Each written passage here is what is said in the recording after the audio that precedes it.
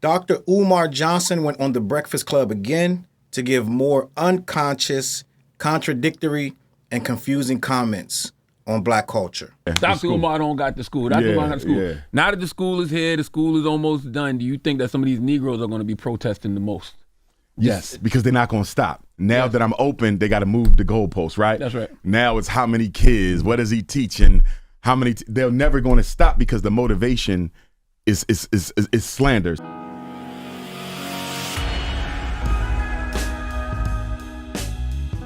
What up, words? Your boy Charles Brown back again talking facts. Hit that like button, hit that subscribe, hit the notification bell, hit them Cashapps to CLBMG. Gang, listen, I have been watching Umar Johnson. I want to say how long it's been, since 8 years ago.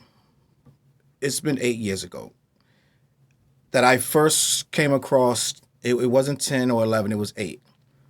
Umar Johnson on The Breakfast Club. And I was impressed with him. I thought he was extremely intelligent. I thought he had a lot of good things to say. I'm like, we need that kind of man in our lexicon, in our culture. Umar Johnson impressed me with his wording and his knowledge about education, about society, about political views. I was very impressed with this man. The first chink in the armor I saw with Umar Johnson, and I got a lot to talk about. We're going to be here for a while. If you're interested, stick around. If you're not, I'll catch you next time. But we're going to be here. I got a lot of stuff I want to talk about this Breakfast Club interview. And it's just going to be expansive. So my first chink in the armor with Umar Johnson was when he wanted to fight Tariq. I thought both of these guys looked kind of crazy online trying to threaten each other to fight. I was like, wait, what kind of black educators, what kind of black leaders? Because at that time they were lining him up to be a black leader. And they're threatening to fist fight each other, to meet up, send the location, drop the low, and we could get punch out, Mike Tyson going, right? So I kind of saw a chink in the armor, but I still watched and I was like, yo, he's doing good things. He's talking about this school and he's saying a lot of stuff I personally believe to be true in regards to police brutality, Pan-Africanism, male-female relationships, just special education, a lot of things that we need to discuss. And by him being an educator, he really hit the nail on the head with a lot of the ideologies, explaining them how they think about black children in these school systems. We a lot of us were victims of special education placement and things of that nature, right? So I was with him. And then I got wind of this school situation, and I got wind of it early on that something was kind of funky. Now, I just watched Umar on The Breakfast Club with Charlemagne, and I'm asking myself, at this point in 2024, why does Charlemagne still have Umar Johnson on? Like I always say, Umar Johnson is extremely intelligent. He has mastered the craft of the word salad. He's extremely versed in a lot of things, a lot of inflammatory things, that for lack of a better word, gaslighting things, right? And it's fascinating to just sit and listen to him speak. Uninterrupted is the only way you can really get a good grasp of what he's saying. But I'm asking myself, Charles, why does Charlemagne keep having Umar Johnson on and gives him these fluff questions and gives him these softball topics? And it hit me that it's money. Dr. Umar Johnson does no less than 4 million views every time he's on The Breakfast Club. No wonder Charlemagne, salute to Charlemagne, he's doing his thing, he's trying to support the black community and things of that nature, but no wonder Charlemagne does not ruffle his feathers. He gets less and less combative every time this man comes there. The questions get more and more lopsided and it just in his favor, just to rev him up and let him go. He only contradicts him in small spurts where it's not combative. He'll just correct them and then he'll sit silently and let him go, wind him up, let him go. Because it is 4, 5, 6 million views every time this man comes there. So if you're looking at it from a monetary, wanting to still be relevant, you're going to let him come on and let him go. Let's just be honest. It ain't many rappers coming up there getting 5 and 6 million views. I'm just going to be honest with you. It ain't many singers coming up there getting 5 and 6 million views. So let's just start there. This is financial gain for the Breakfast Club, and I have nothing wrong with that. I'm not trying to knock the Breakfast Club. Salute to Envy and Charlamagne for doing what they do for over these past 10 years. But at the same time, to have Umar Johnson up there and to celebrate him for opening a school that he has never and will never open, for Charlamagne to say, congratulations, my brother, you're opening the school. What are your haters going to say? He said the exact same thing literally 1 year ago on the same platform. He said, congratulations, my brother, the school's opening. What do you want to say to your haters? He said the exact same thing a year ago. And the school is not open. But I don't want to be one of these YouTubian struggle streamers, as Dr. Umar has pointed out on the program. He said the YouTubian struggle streamers always got something to say. So I'm going to say a lot more than a YouTubian struggle streamer who only does it for a few clicks, a few likes, a few views, that we can only speak on the school not being open because it's for our entertainment, right? I have a list of topics that I'm going to discuss about Umar Johnson, and I know that this is going to be controversial, and a lot of my, like Jay-Z say, political connects. I might offend my political connects. I'm sorry to offend you, but I'm going to say some things, and when I tell you a lie, I want you to stop the video and call me out, okay? So I want to talk about, I got topics that I'm speaking on about Umar Johnson. Like I said, it's going to be a while, right? I'm going to give you a list of topics. I wrote down some things. I want to talk about how he's targeting black women, how he blindly supports Drake against Kendrick. You don't believe it yet, but let me get there, right? He says as long as you identify as black 100%, he has no problem with interracial kids, but he has a problem with you having an interracial relationship. I need that to make sense. We're going to get there. He says that black men need more testosterone and are too feminine with these women. He says that the black men who supported Eminem against him only supported him because they're looking for monetary gain from Eminem, like features and things of that nature. And he says that blacks are hypocrites when it comes to Diddy. And he says things like black mothers that act like white women are the reason that these men are attracted to the white women. Now let's get into this. I have my views of Dr. Umar's consciousness. Now, we want to say that Dr. Umar is a conscious Pan-African, right? The definition of consciousness, let's read the definition of consciousness. The state of being awake and aware of one's surroundings, the awareness or perception of something by a person, and the fact of awareness by the mind of itself and the world. There is nothing in there about race. Somewhere down the line, we have equated someone being overly racial and overly objective only to things in regard to their own race as being conscious and i.e. woke. Consciousness will never mean you're super duper overly antagonistic about your race. That is not consciousness. I need y'all to understand consciousness is another level where you see the entire world, you see the universe, you see spirituality, you see everything, and it ain't coded through some form of blackness. If consciousness was race-based, then many of the Ku Klux Klan members, the KKK members, a lot of their leaders would be conscious too. If you're going to say, if I'm woke because my race XYZ, let's just start there. I don't believe the myth that you have to be overly and overtly. Yes, you need to believe in and trust in your people. Believe me, I'm all for it. But I'm not going to let you tell me I'm not conscious because I don't belittle other people's race. And what I mean by belittle other people's race, right? And let's just start with the bunny hopping topic. And I know it's touchy. I know a lot of you people like, yada, yada, oh man, bunny hop. Let's start there. I want to start there. It's fear-mongering.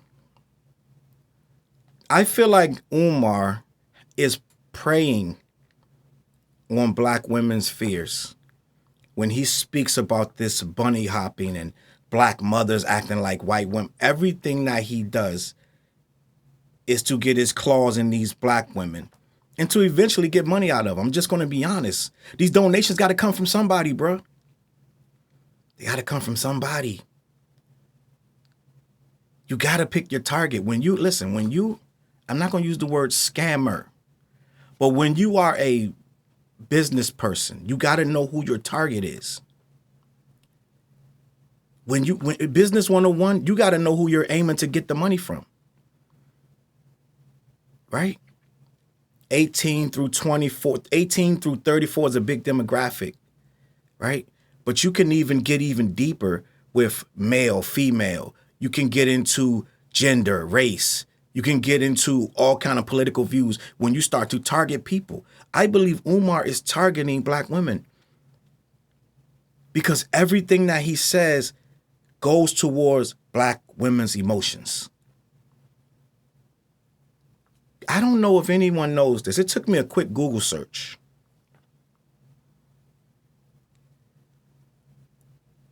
85% of black marriages are black men with black women. 85%. It took me a quick search to realize this whole snow bunny thing is trumped up. Why are you trumping up the snow bunny thing? I get it. We do see black men with white or other women, right? We see it all the time. I see it. We know it exists. But this guy is building a plateau. He's getting seen and known and memed and famous for using the word snow bunny in and of itself. He's the snow bunny boogeyman. Right? Let's not even discuss the fact you're dehumanizing a whole race of people by calling them snow bunnies. Let's just start there, right? And I know I'm supposed to be like, oh man, it's funny. Ha ha, I get it. But at the same time, when you're taking people's credentials for it, right? You're telling people, I can't even listen to your work. I can't even respect what you've done in the community because you slept with a white girl. You're minimalizing everything that people are doing in there because he can't even have teachers in the school if they've slept with a white woman. Make it make sense. This is the idea of consciousness that Umar is radiating us. Now, I got to look at everybody on TV, every football player, every actor, every scientist, every doctor, every politician. I got to look behind him. Is that a white girl back there? Is he with a white chick? Then I can't respect him. I can't respect nothing he doing. He giving free lunches to the kids. I don't care. He a white. He's the bunny hopper. If you're as elevated and conscious and intelligent, right? These communities don't base their facts around the race that you're having sex with. I'm just going to be honest. I know these are radical opinions because the internet is a clickbait place where you're supposed to follow along with the status quo. And you're supposed to repeat regurgitated stuff that sounds good in a vacuum online. I'm supposed to say, yeah, you're with a snow bunny. Right? I get that. So he has an issue with men who are going for the snow bunny as if they are somehow diseased. He has to stop it all. Mind you, 85% of marriages are black men with black women. 85%. But his crusade is to stop all snow bunnies because the race is going to be diluted. He wants to stop all sex with anybody who is not of black race. It's a noble cause, I understand, but in the real world, that's not life. These men are raised in certain communities where it ain't that many people of their color. But you're going to downplay them and discredit what they're saying. And the reason I say that is because in this episode, and I'm going in order of the whole thing, because I didn't even get to the school yet. So, because the struggle screamers, all we care about is talking about the school. In order of what was spoken on the Breakfast Club, he was asked about Drake, and he said the one-parent rule. If Drake identifies that he's black, then he is black. We never, quote, we never reject the offspring if they identify with black. So then that contradicts your own actual stance. Why are you against interracial marriage and relationships? He said because it dilutes the race. Then you go and say, we don't reject the offspring if they identify as black. So if I am a mixed kid that identifies as black, what is the problem? If I'm a mixed kid and I go around beating my chest about how black I am, and let's be honest, the mixed kids beat their chest more than anybody else that they are black. Let's just be honest. They're going to fight harder than me and you combined to prove that blackness. Let's just be honest. For the most part, it'd be the light-skinned kid in the college that's organizing the protest. That's who be doing it. Let's just be honest. I'm not saying they the only ones, but they be down for it, right? So what is the issue with Snow Bunny, quote unquote, hopping? If they make a baby that comes out with a fist in the air talking about black power, what is your issue? You know what the issue is? It's convenient fear-mongering to get these black women who don't like it up in arms, which is fine. I'm not telling you to like interracial, but it sounds like he's going beyond interracial because he's saying he can't put Kobe on a pedestal. Kobe married a Latina. Kobe can't be up in, he said, quote, Kobe can't be on my wall in the school because he didn't marry an African queen. And I'm all for that. Get with the African queen. But I just sat here and told you 85% of men are following that. So make this make sense. You're saying you can't put Eddie Murphy on the wall of your school because he's with a white girl right now. You can't put Dave Chappelle on your school wall because he's with I believe she's Filipino or something like that. So anybody other than African, and then you name the school after Frederick Douglass, who married a white woman. Make this stuff make sense.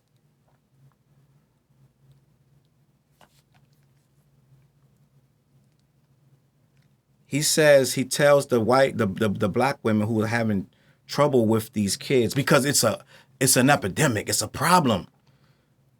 If you pay me a consultation fee, listen to what I just said. If you pay me a consultation fee, I'll teach you and your son how to stop bunny hopping. Pay the consultation fee, I'll teach a kid how to get with a black girl. This is what he's selling. Now listen, I will be the first to say this man is extremely intelligent. We need him. We need his black views and his black strength and his black ideology. But at the same time, it gotta make sense.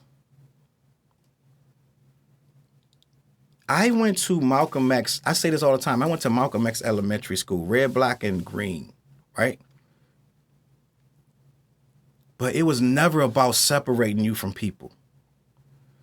Malcolm X said he went to, correct me if I'm wrong, didn't he go to Mecca? And he said he saw all races praying there. Is that what happened? Did I make that part up? Did that happen? Did that happen? So if all the races are praying in Mecca, why is Dr. Umar telling you to separate?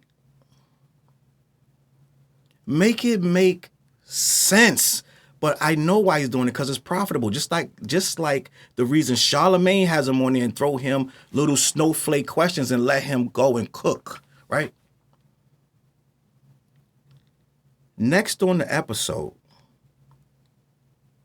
he starts saying that black women are dealing with, when they do get with the black man, they somehow, some way he finds himself with the black woman, right?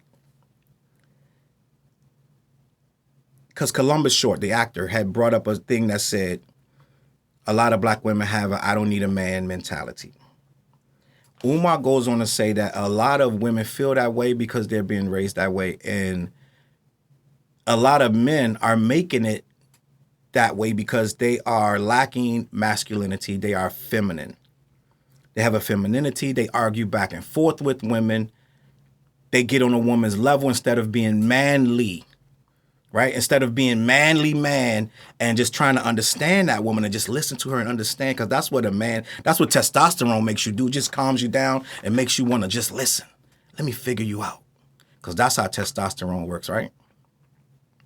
He's saying that instead of just having a high emotional IQ to deal with these women and understand what she's going through, we want to argue back and forth with them. And we want to get into tussles and all this stuff because we need more testosterone. Two unhappy people cannot make each other happy, right? Now, from my understanding of testosterone, the more testosterone you put in somebody, the more aggressive they become. Let me understand what I'm saying to you. If I'm wrong, right? High testosterone levels leads to more aggression and fight. I could be wrong. Somebody correct me if I'm wrong. When there's too much testosterone, like a male prison, it's a lot more aggression.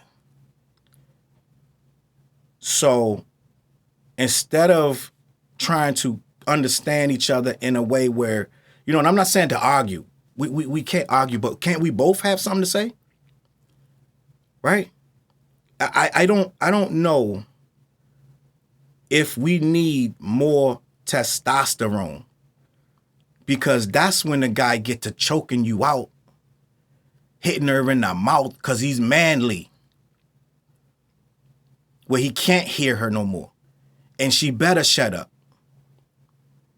So you want men more aggressive, right?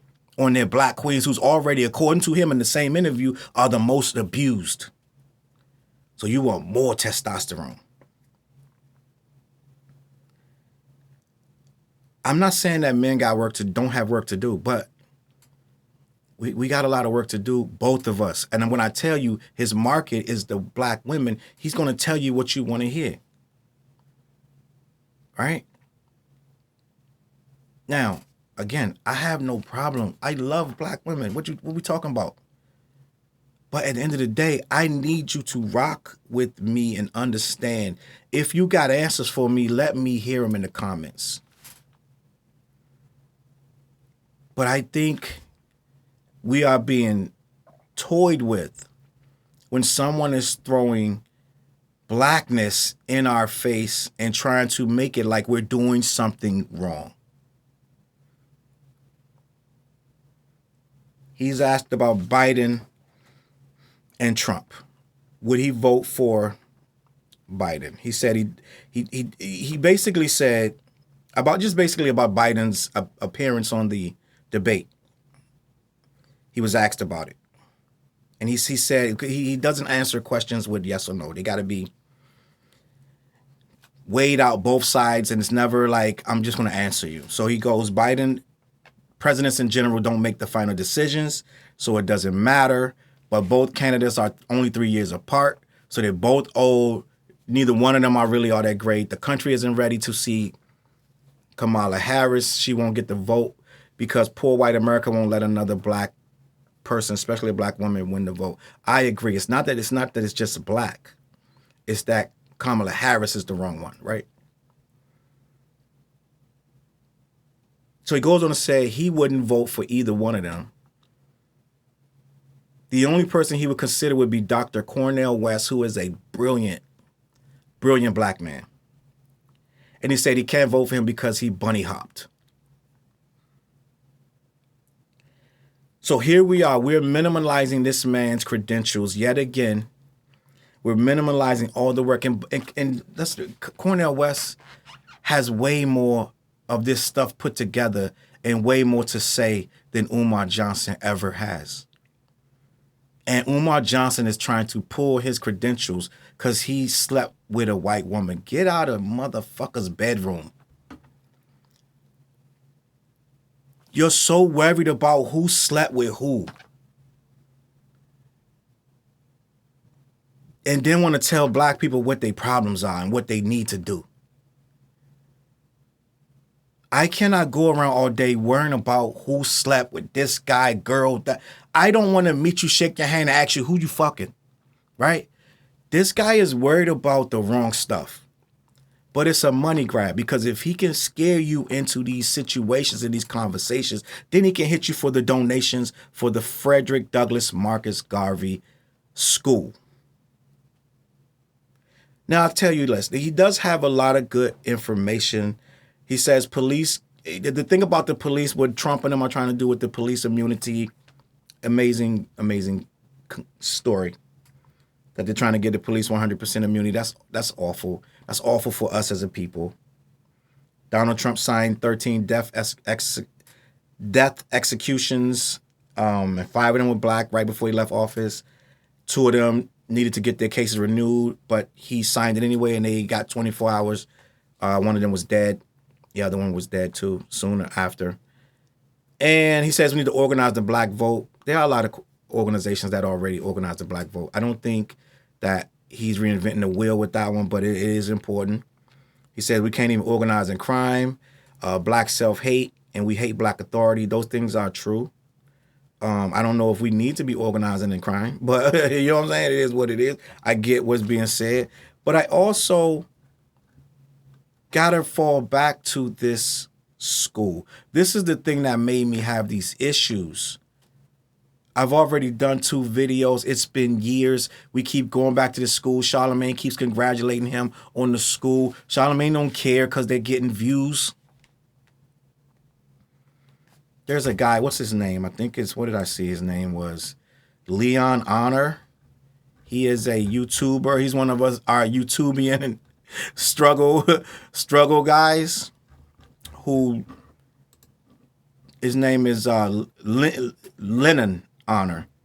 And he breaks down this thing with Umar with these schools way more than I could. But you should go over there and check it out. Because he's making fun of this guy saying he only gets 100 views. But this guy is watching him. He's breaking down Umar's. At this point, it's a scam. But I'm going to tell you what I believe happened. I'm going to tell you what I believe happened. I truly think that Umar started this school with good intentions, but I think he got ahead of himself. The money came fast, and he thought it would keep coming, so he started spending it. And for a while there, it didn't matter. He didn't need to prove anything. He was getting all this money, and he could just ride this black wave. I think what happened was he started spending it on whatever, because just being an adult with kids and being a black man in this country, you got to spend money. It is what it is. And maybe he thought he was worth 100, 200 grand a year, and he started acting like it, right? I think that money is long gone spent. I think there was a time where Umar was really, really nervous and afraid because the pressure was on and there was no hints of any school. Around the time he bought them 2 buildings, the 2 dilapidated buildings. And what I've learned, I watched Umar for these couple years. I was like, it just felt like he got back on the horse. And he hit social media and he got out there and he was everywhere with this snow bunny, da-da-da. He was going live, da-da-da. I was like, yo, this dude's working again. Because he was getting really close to that whole thing being lifted up from under him, that whole school thing. It looked really bad for a minute. He really wasn't doing the interviews and he really wasn't out there like that. And then out of nowhere, it just started being he's everywhere. He's doing interviews. He's getting memed. He's da-da-da. And it kind of reinvented this guy. And he's running with it. And in the middle of doing all that, he can hit you with the donation for the FDMG school. And they started, it's like, if you already got 20,000 donors, there's another 20,000 they never heard of you. So he got back on the horse and started moving and shaking and yada, yada. And I think what happened was he slowly is building this school with a smaller amount of money because he's back on the horse getting fresh donations. But all that money that y'all gave him 10 years ago, that money gone. I'm just keeping it a buck. That money been gone. He got back out here, started working. It's like if you owe the tax man and he's like, okay, he don't lock you up. You're like, all right, I'm going to work. I'm just going to work it all.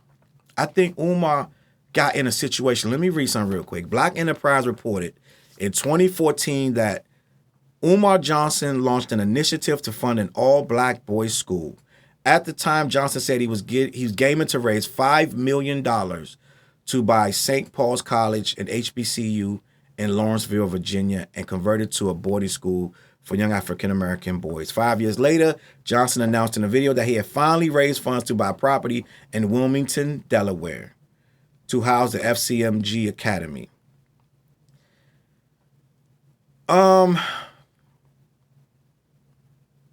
So I've reported before that every time he goes with one of these videos, it's always a problem with these schools. Now, he didn't get the St. Paul's College, the HBCU. Took a couple years to not get that. He ended up getting these two schools in Delaware. And my last video this was a year ago. He needed the HVAC and this and that and stuff. He needed to get paint. So he came back this time, and Charlamagne's congratulating him on the school. And he's like, yeah, the HVAC is done. Now all I need is some help with the floors. Yeah, Sister Jennifer, she got an uncle who does floors. Sister Jennifer got an uncle who could do the floors.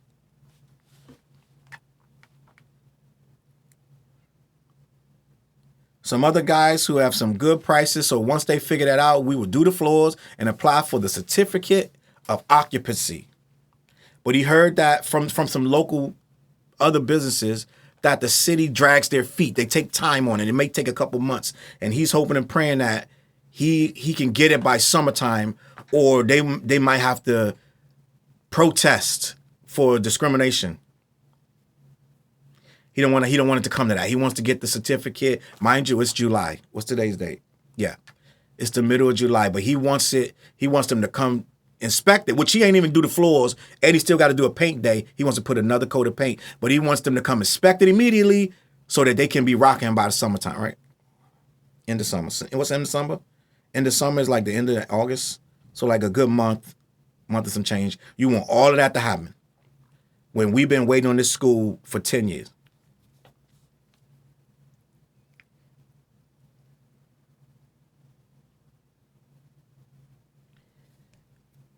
Charlamagne asked him what he has to say to these Negroes like me, the struggle streamers, right?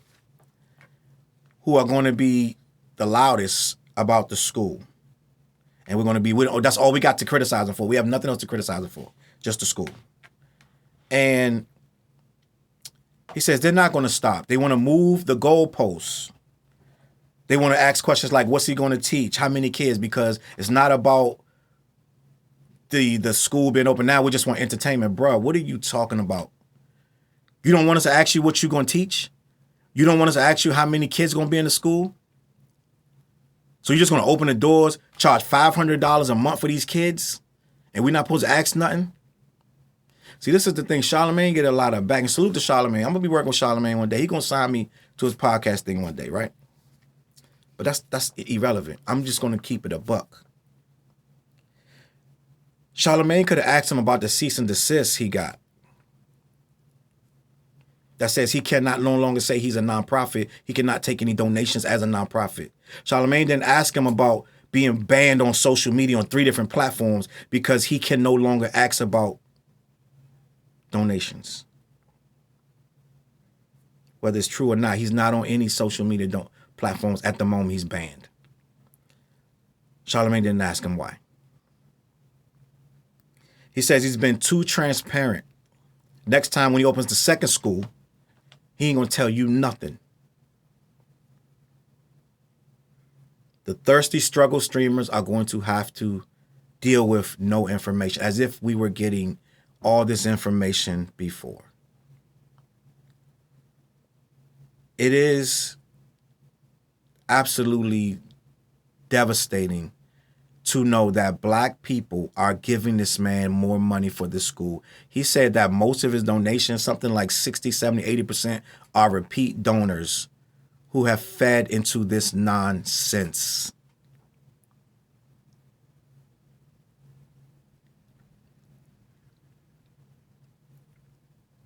$10 years of donations for this school.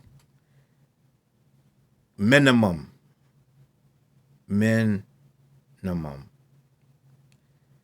He's had the 2 buildings for 5 years and is still trying to get somebody to do the floors for the homie price. But somehow we're bugging. He was then asked about Diddy. And see, what I've learned about Umar is a contrarian. If everyone's saying it's left, he'll find a way to make it right.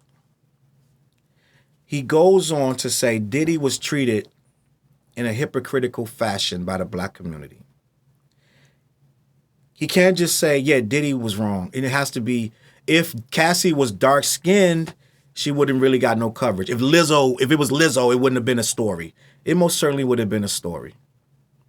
See, this is the goofy stuff that people say. When I say fear-mongering, there is no way Diddy would have gotten a non-story for beating this chick up like that and losing $30 million or whatever it was he lost. It would have been news no matter what the skin tone. But his target audience wants to believe that. It's no way Diddy losing that kind of money in a suit that alleges the things that it alleged even before the video came out. That thing would have been worldwide news. People don't even know what Cassie looked like that. Most of the people that heard the story didn't even know who Cassie was. If you went up and down the street and say, what does Cassie look like? You gave her 3 pictures. None of them could be her. It could be anybody. So it had nothing to do with her skin complexion. Cassie is not a household name. She's not a household person. So it wasn't about Cassie's complexion. But that feeds the narrative of the target audience that he's trying to scam. He says the black community response was hypocritical because I want to get this right. Because he's basically saying that we got uncles and pastors and fathers who's done the same thing, but they've caught a pass. They get a pass in the community. They're doing it at home, but you let that go, but you want to demonize Diddy.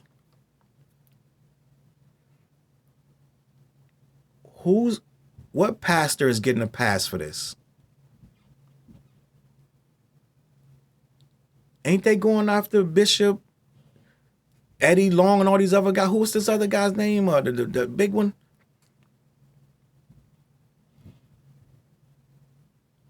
He said it's a double standard and the outrage is hypocritical because we don't keep the same energy. We do keep the same energy. If you get caught doing this stuff in the community, you're going to probably catch a bad one. I just saw a video the other day of probably 20 black people beating up a guy who did something to a woman as they were bringing him out in a stretcher. They were all punching him. What are we talking about? See, Umar wants to demonize especially the black men because we're the easy target. We're feminine. We're hypocritical. We don't do enough for our people. We don't want to marry our women. Right? We're easy targets. We're easy targets, bro. But end of the day, I am here to rebuke a lot of this nonsense. I get it. You want to say, okay, we want to look at the Diddy thing with these big bubble eyes, like he's the only one doing it. He's not. We all get that, but we're not going to sit here and try to bypass. So it makes me wonder why you want to bypass over what Diddy did. He started talking about the community rather than what Diddy actually did. You say Diddy was wrong and you leave it at that and you start talking about us, then I got a problem with that. Diddy's wrong. The end. The show continues. He asks him, did you say Bronny James, LeBron James' son, could never be a hero because he's a bunny hopper?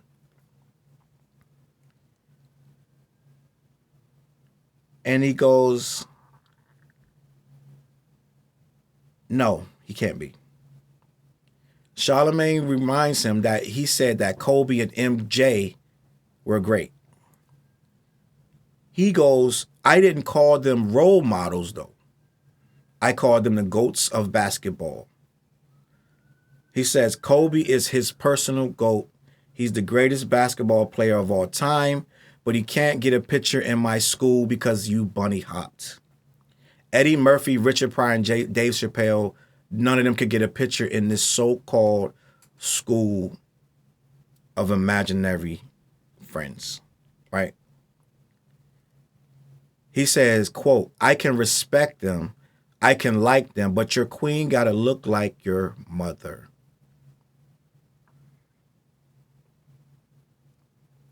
Now,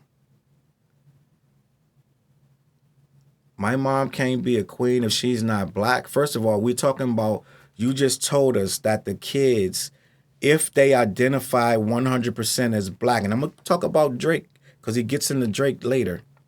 If they identify as 100% black, that one drop of black blood makes them black.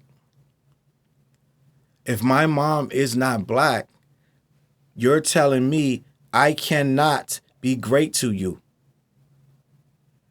That's moving the goalposts because you said I gotta look like my mother. Well, what if my mom's white? And I go marry the white girl that look just like my mom. What did I do wrong? What do you tell me, Dr. Umar? Because first of all, you're never gonna get an all-black state where everyone's messing with everybody that's black. That's not gonna happen. It's not realistic. So you got infinite ammunition forever to be calling people out. Because it's never gonna happen. This is the human race, bro. I will promise you this. I guarantee you, God ain't gonna be judging nobody walking through them gates that they was with somebody of a different race. So who are you to do it? It is nonsense. And I get it. We got to stick to our own and build ourselves up in the community. But he won't even let you do that if you don't already have the black queen that you maybe haven't found. You're not, listen, life don't plan things for you, bruh. I'm just going to be honest. I see it. I get it. It's Snow Bunny season. Mad dudes linked up. I understand that. But life don't plan a certain way that you feel like it's supposed to be. A lot of people feel like they're supposed to have a Rolls Royce, a Bentley, a mansion. They're supposed to have a freaking Dunkin' Donuts inside the mansion for Dunkin' Donuts anytime they want it. They ain't got to leave the house and have a chauffeur, the butler, and the cook, and all kind of stuff they think they're supposed to have. Life don't work like that, bro. Life gives you what you get. You get born, you might be born in the projects. You may be born in Beverly Hills. You may be born in Indonesia. You may be born in Darfur, Ukraine. You don't dictate that.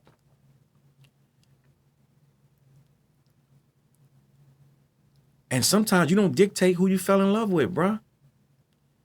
But this man wants to dictate every part of your life and make it all this so-called fake, faux Pan-Africanism. And it's too many people out here already that's mixed. So you're slapping them in the face with this. I'm just going to be honest with you. We move forward, right? When he's talking about LeBron, he accuses LeBron of taking a white girl to the prom. And Charlamagne's like, wait, he was with Savannah since high school. He couldn't have took a white girl to the prom. So he goes, why did somebody send a picture of LeBron taking a white girl to the prom? I got to investigate that. So you've already judged and wrote this man off and you don't even know what he did and didn't do. Moving forward, he got into the Eminem cannot be the GOAT of black culture, which is true. But apparently, no one can be the GOAT of rap. There is not one person that we all going to agree that's the best rapper ever. No one. When we say the GOAT, it is probably, you probably got 10 GOATs in any profession. No one says the GOAT with certainty that that's the last person they're going to ever, he's the GOAT ever, forever. No one does that. Right? This guy may be the GOAT of three-pointers, right, in basketball. This guy may be the GOAT of slam dunks. This guy may be the GOAT of rebounds. You may look at him and say, he the GOAT. Oh, he the GOAT. Oh, that's the GOAT. You know how many people we call the GOAT on a regular basis? No one is saying Eminem is the best rapper of all times. He's the best rapper in history over everyone. Except for fanatic fans, but we don't listen to that. We're talking about regular, everyday, objectionable fans that can objectively state their case about hip hop. Right? When you're saying Eminem cannot be the GOAT because he's white, okay. But at the same time, there is no GOAT. If I say Jay-Z the GOAT, there's going to be 50 people in the comments say you're dumb. If I say Tupac's the GOAT, it's going to be 50 people say you're crazy. If I say LL Cool J is the GOAT, it's going to be 50 people in the comments like you're bugging. So there ain't no one GOAT. It's my opinion. So you're telling people you can't have an opinion about Eminem because he's white.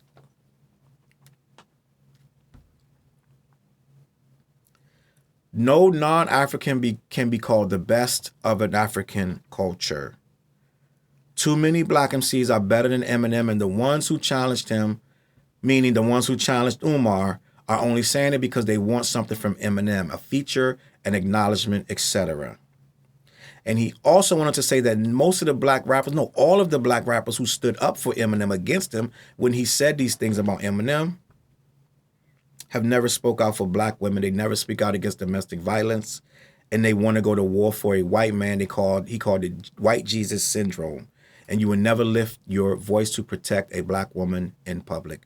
I challenge him. I do not believe that. I think the people who were talking to him was Royce the 5'9", maybe Lupe Fiasco. I don't remember everybody who stood up for Eminem. But they weren't standing up for him because of his race, bro. They're MCs. You're not an MC. You're not a rapper. You don't know how technically sound this guy is when he's doing his hip hop. And he has a lot more respect for the culture than a lot of dudes. And he got a lot more respect for it than you. I'm be honest. Eminem respects this culture a lot more because as we go further down the line, we realize you didn't know nothing about Drake and you started to defend him against Kendrick until Charlamagne had to tell you what was going on. So you don't know this culture like that. So let's just get into that. When Charlamagne asked him about the Drake-Kendrick beef, he went in immediately to say, the first thing he said, here's my issue with Kendrick. Which means you have a problem with Kendrick. The super black, super ultra black, conscious woke, King Kong consciousness didn't immediately start to praise Kendrick. He started to tell you the problem with Kendrick. Mind you, earlier in the video, in the very first 2-3 minutes, he's telling you that Drake, let me get it right, that Drake identifies as black, right? Which he had no clue if he really did or didn't. I don't know, nobody's going around saying that Drake identifies as black. He acts black, yeah, but you never hear him say that I am black. I identify as 100%. I'm all in black. No, he doesn't. He has two sides of him, and he portrays them as he sees fit. Now, I'm going to get into that in a minute. But he says he has issue with Kendrick Lamar because he says, yes, Kendrick Lamar is socially conscious. He doesn't appear to be materialistic like a lot of other rappers. He wants him to keep the same energy against gentrification, against blacks in California, and not just bring out the gangbangers to quote-unquote party. And just for his beef against Drake. So he don't want to just come out and have a big party, playing with people's emotions and then send them back to the hood. Da da da. He said the Mexican and the white elites are working against blacks in LA County. They're organizing against them. They're not doing it together, but they both have their certain agendas against them. He says all of that Kendrick needs to do better on, not knowing nothing about Kendrick. If you're saying that about Kendrick, you have no idea what's going on. If you think you need to get on a soapbox and tell Kendrick to use his blackness and use his unification power, you don't know nothing about Kendrick. Let's just say that. You're telling the most one of the most progressively black rappers, right, that he needs to do more black stuff. Then he goes on to say, just as this is what people do, he try to say, and you too, Drake, you know Drake ain't doing nothing. He says, and you too, Drake, there's up in Canada, they got all kind of stuff with the blacks going through the same stuff in Canada. You could do the same thing. You're throwing that out there to just go back to keep going on that Kendrick, right? Drake, build a school, open a supermarket, but don't bring people together just to party. He goes back to Kendrick, right? You're playing on people's emotions. Right there, I started to notice a pattern. I was like, he's low-key coming at Kendrick over this Drake. It feels like he's favoring Drake. He's favoring Drake. Because you're belittling Kendrick's video, you're belittling his pop-out as he just brought them out to party. That's a Drake stan argument. Drake stans were saying that for 5 days. Now what? What are you doing now? You brought them out. You could have brought them out before that. You could have done more for the scene rather than bring them out for your pop-up. That was a Drake fan argument. So I'm like, is this guy a Drake fan? So then I keep listening, right? He goes on to Rick Ross. He's like, and the thing about Rick Ross getting punched by a Caucasian in Canada, I feel that whites are getting too comfortable in our culture, that a white guy, a Caucasian, who was an artist himself, he's a rapper himself up in Canada. He's part of the Hells Angels. I knew his name for a second. I freaking forgot the name. But he's down with, I believe, a guy named Mech. And one thing led to another, him and Rick Ross. When Rick Ross left the stage, he started playing Not Like Us. And for some reason, he got off the stage, walked into this guy's face. Because whatever they were saying, yo, don't play that, da-da-da, over the song, da-da-da. One thing led to another, argument escalated, and it looked like he hit Rick Ross, and it looked like Rick Ross boys started to try to intervene, and Rick Ross Scooby-Dooed out the side door, right? And these dudes caught the beating of their life. They was out, one of them was out cold, sleepy time, nighttime, right? Dr. Umar starts saying he feels that this was white people getting in a black beef. Last I heard, Drake was half Jewish, right? Last I heard, Drake has a white mom and a black dad. Drake lives in Canada, which by no means is a heavily populated black city. So it's going to be white people there. Let's just start there. Rick Ross went to this white community and tried to play a diss record that's literally dissing one of their favorite or biggest artists. Who knows what kind of money he's throwing around up there. These people love this man up there. He put literally Canada on the map. So they were telling him to cut the record off. He got in their face, got mopped up because he was only with like 3-4 people. They got beat up. In what world is that a black beef when he went in that crowd on his own and antagonized that man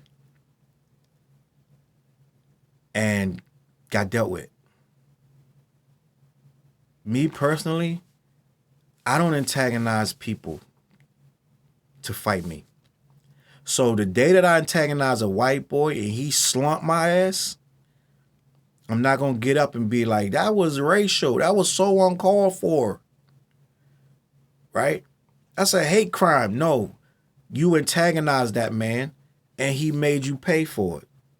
So the simple fact of the matter is I don't subscribe to the fact that Rick Ross was racially targeted. Rick Ross stuck his nose in. If you go to any city, black or white, and try to disrespect the city, somebody might step to you. I'm sorry to tell you.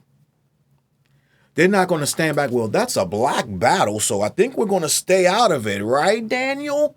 Like, these dudes is with the Hells Angels, bro.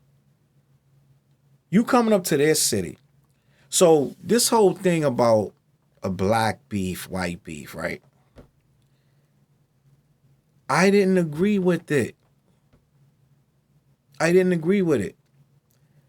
So as he's saying it's a black beef and the white people feel very comfortable interjecting themselves, Charlemagne goes on to say that Drake is only half black. Umar says he's a black man with a white mother. Umar says he believes Drake has always identified as black. That's what he saw. He wasn't sure, but that's what he assumed. That means he's not paying attention. So Charlemagne goes on to say that Kendrick accused Drake of doing black cosplay. And Umar asked him to elaborate because he did not know what he meant. Charlemagne went on to say that Drake has never embraced his black identity before he got into rap, which is a fact. Even after he got into rap, you see videos of him with his mom. Now, it doesn't look like a black situation at all. He's not talking black, acting black. He's not doing anything that will make you feel like, oh yeah, this is a black kid. Right? There's video of him saying how he hates how the people talk with slang in his school. How they say mans, and that's dumb. It's ignorant to talk like that. He's talking about their speech. How he doesn't like it when they talk broken English like that. That don't sound like a very hip-hop black thing to me. I'm just being honest, right? He used to be very in love with his bar mitzvah videos. He would tell you a lot of things about his Jewishness. It was never a secret. He wasn't telling you about his blackness. How could he know about it? Where do you learn that at if your dad's not there and you're living in a white community? Guess what kind of girls I'm sure he had to date? You guessed it, right? But somehow, some way, Umar didn't know none of this. Charlemagne goes on to say that Drake never embraced his black identity before he got into rap. Umar asked him, did he claim to be mixed race or black? Charlemagne went on to say that he has always been unapologetic about his Jewishness, is which I just told you. Umar said he has been unapologetic. Has he been unapologetic about his blackness? Charlemagne never heard him say it in regards to his blackness. Umar says Drake needs to clarify ASAP.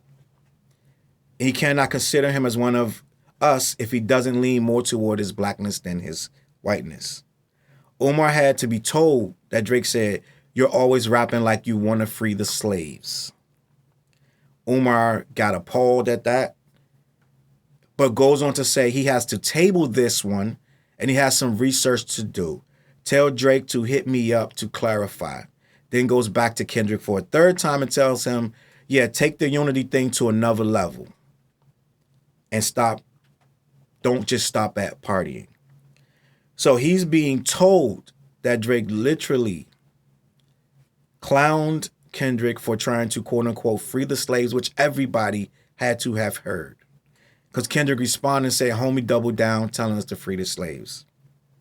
But somehow in the beginning, he was telling us that that Drake identifies as black, which he clearly did not know.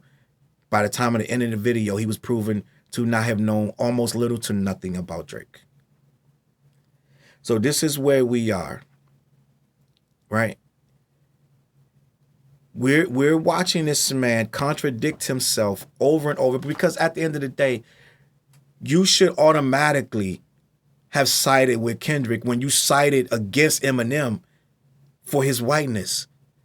But you don't know that Drake does not unapologetically, quote unquote, declare his blackness all over the place. You should know that.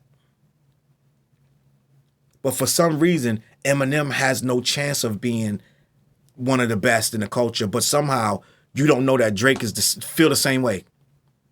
He's just as white as him. I know that's a harsh stance, but a lot of us have seen it since this guy he got blacker and blacker as the years went on. I'm just being honest with you. This thing about who you slept with is the most childish. It's silly. It's silly. We're humans, bro, and I get it. My sisters and queens, they want their men to come home. Bring them home, sis. That's it. It's a million of them. I told you, 85%. Your man's out there. This guy is trying to fearmonger you that we don't want you. It's many men out there that want you. Let's start there. Do you want them is the question. Some of these guys ain't got their shit together. I'm just going to be honest with you. And some of these women don't either. And Umar's not taking any of that into consideration. He just wants you to link up. Link up, be black. And then in another sentence tells you that the most beatings of the black women come from black men. But get with him anyway, sis. It is what it is. It doesn't matter if he loves you or not. Just get with him because he's black. This stuff ain't making no sense, bro. I'm just going to be honest with you. And I understand the sentiment. We got to protect our culture. But the only way to protect our culture is to be smart when we're protecting it. We got to understand what consciousness actually means. The universe is not built on colors, bro. Malcolm X learned that before he died. He went to Mecca and he learned this ain't built on colors. You spending all day worrying about what the color of the person that slept with this guy, that we be sitting we be in a hole somewhere. We won't ever get nowhere because you're worrying about who he slept with and what color is she? Is she Spanish? Is she dog? Just let people live their life and do their job.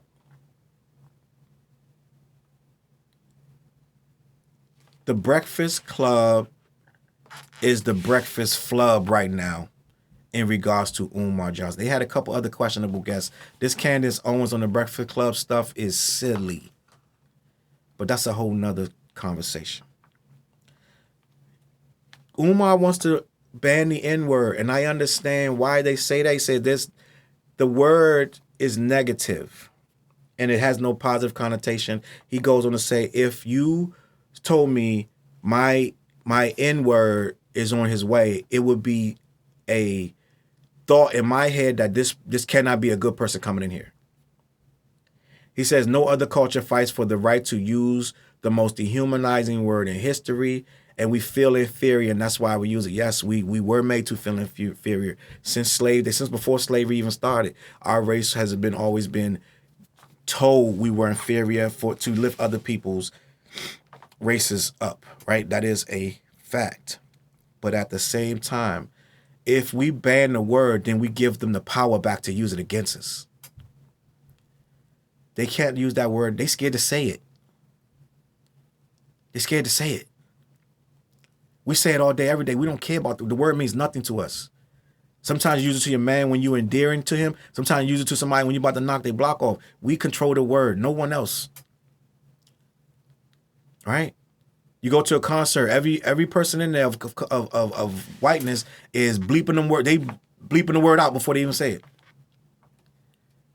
So it ain't that dehumanizing because we took control of it. That's why we have it. Is it the greatest word in the world? No, it ain't. But at the same time, the way we say it is. We control it. We control the narrative, and we're not giving that back to nobody. We're not going to have people going around scared to say the N-word. Not us. Not the people of color, because we can say it whenever we want to, anytime we feel like it. And that's power, that's control. Once you start banning and making it so we can't say it ourselves, then that's a problem. Because then somebody else could start saying it in a negative way, and now we got to sit there and act so like, oh my God, I can't believe he said that word. We're not giving them the word back. We're not giving them the power back. All right? On that note, Umar, we need you on that wall. We need your opinions. We need your intelligence. He has a vice grip of information. This guy is an educational. He's very efficient. He's soaked up that information. He's been spitting it for at least 15 years, very, very wisely. He wields it like a sword, but at the same time, I think some of this stuff is easily debunked. You can see right through it if you're really someone of like a higher level. Me, I'm trying to get to a higher level.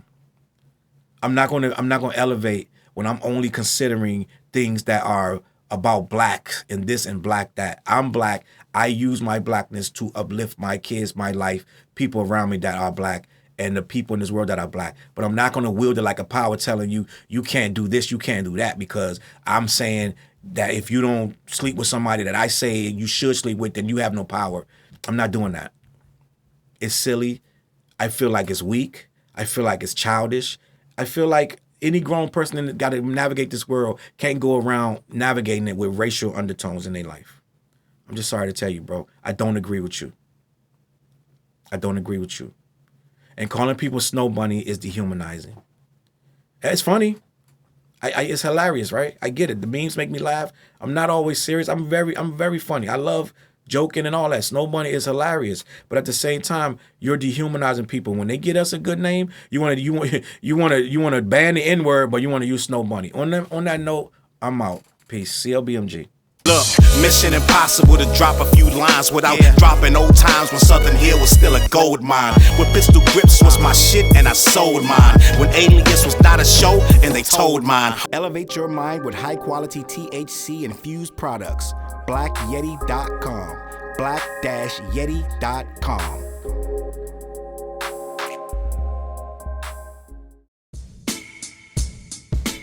CLB.